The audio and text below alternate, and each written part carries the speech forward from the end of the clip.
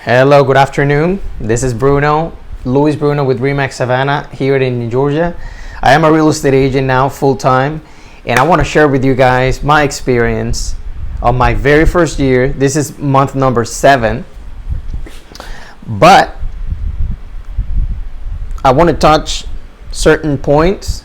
For example, being your own boss.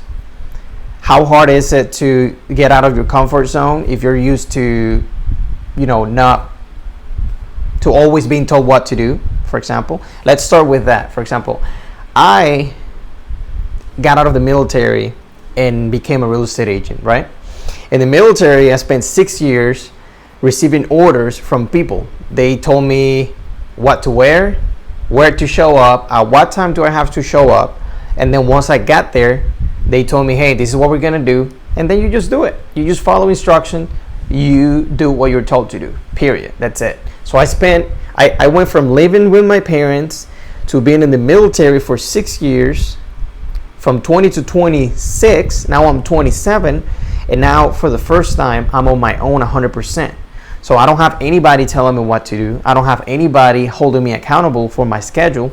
I don't have anybody firing me if I don't do whatever, right? So I'm my own boss, and you might think that's awesome. In reality, it's not. It's not awesome, because I'd rather have somebody holding me accountable 100% of the time so I can do it. I have to suffer the consequences, right?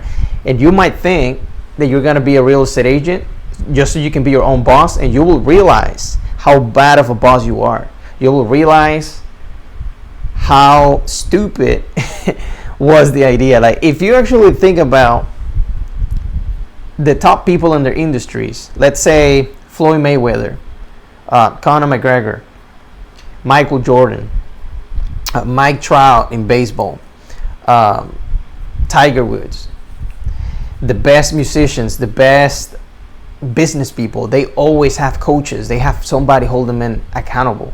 They actually have employees, which mean if you have employees, you have to be there for them. You have to be a leader. So you have to they're gonna hold you accountable. If you don't show up, you don't even show up, you don't even pay attention, you have to have people holding you accountable. If I could go back in time as a real estate agent, the thing that I will change is I will actually join, instead of me being 100% independent. I'm not talking anything bad about Remax Savannah. They're great, right? We have over 40 agents. They're all independent. So we don't have a team. We're not a team. Even though we help each other a little bit, that's fine, but that doesn't even count. I'm saying, if at least the very first year, I will join a team or even work for free for somebody. I don't care. If you want to do it part-time, I will recommend you to work even before getting your license. Just go talk to an agent and be like, hey, I would like to shadow you a little bit, or even work for you for free on the weekends. So, just tell me what to do, and I want to be there with you. That's what you should do. Another mistake that I've made is running out of business. For example, so my strategy is going to be, I'm going to talk to for sale by owner, expired listings, and cancel listings. Because I was following Kevin Ward's video. I was so pumped. And the thing is, I log into my system, and there's only 2 expired listings. And I'm all excited. Then I call because I had RedX, right now I'm using Espresso Agent. Those are software where you can find people's phone number, right? You put the address, they can find you the phone number. Or they can even send it to you directly, automatically, every time it comes off the market. I will only have 2 people to talk to. Then I call the first number. The person tells me, no, I'm going to sign it with the same agent, so don't call me again. Click. Second person I call, don't even answer. Then I sit there. I'm like, wow. Okay, so I guess I'm done for the day, right? Because all I said, my plan was basically, I'm going to talk to expired listings, cancel listing, and for sale by owner. So if there's no new for sale by owner and no expired listing, I will basically just don't do anything, because I didn't know what to do. I was lost. 100% lost. So make sure if you want to become a real estate agent, that you have enough people to talk to. First, obviously, the low-hanging fruit, people who you don't even have to ask them if they want to sell, because you already know. Those are the expired listings. Obviously, their home was active yesterday.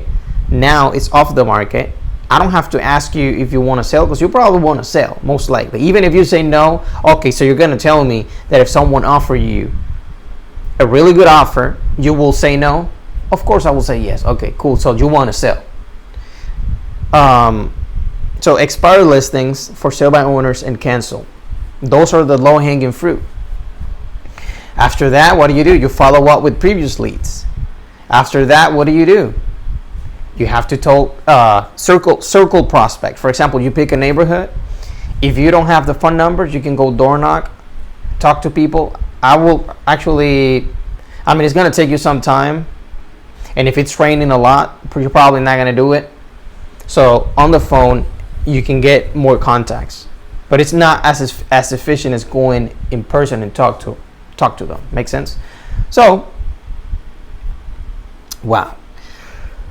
Expectations. I was expecting it to be a little bit easier. Believe it or not, mindset is everything. Mindset. Right now I'm working on a lot of things, but my main focus is mindset. One of the other mistakes that I haven't made is not keeping your goals in front of you. Every single successful person that I follow, they talk about the same shit. It's nothing new. If you study personal development every single day, you will notice by day number 8 or 9 that it's repetitive. It's the same concept explained in different words, but it's repetitive. It only takes 1 week to realize, oh, okay, if you read Think and Grow Rich, you pretty much have the whole thing. Once you read that book, all the other things are just the same concept, right?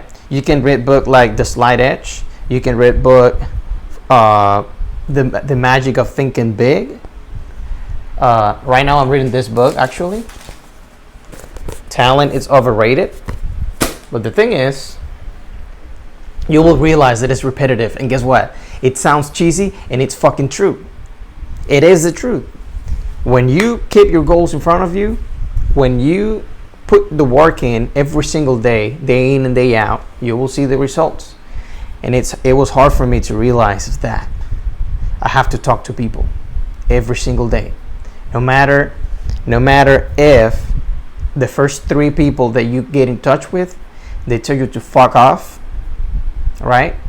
You have to keep calling people. You have to keep calling people. You have to practice your scripts. You have to rehearse. You have to have somebody holding you accountable. That's the number one thing. You have to have somebody holding you accountable. You have to have somebody holding you accountable. And I'm going to say it again because probably you don't understand. You have to have somebody holding you accountable. Don't think that I'm going to be on my own. I'm my own boss. I can do whatever I want. Okay, you can do whatever I want, just like I thought that I could do whatever I want. And then I realized that I'm too soft for that. You're probably too soft with yourself. It's called discipline, bro. Discipline. If you don't have the discipline, I accept. I might. At this point right now, I don't have the discipline. I don't have what it takes right now without somebody holding me accountable. That I might do it for a week, but maybe at day number 8 or 9, be like, whatever. I'm probably just gonna wake up a little bit late, or maybe I'm not gonna call people. I don't feel like it. But when you have somebody holding you accountable, it's kind of hard to come up with an excuse because the person's gonna look at your face and be like, "You're full of shit," and I know you. I know you're full of shit, and you know that too.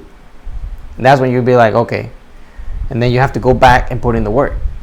So those are the mistakes that I've made. When you have somebody holding you accountable, you're going to be practicing a lot more, right? For the practice and for the work. Those are the only 2 things that you need people to hold you accountable, right?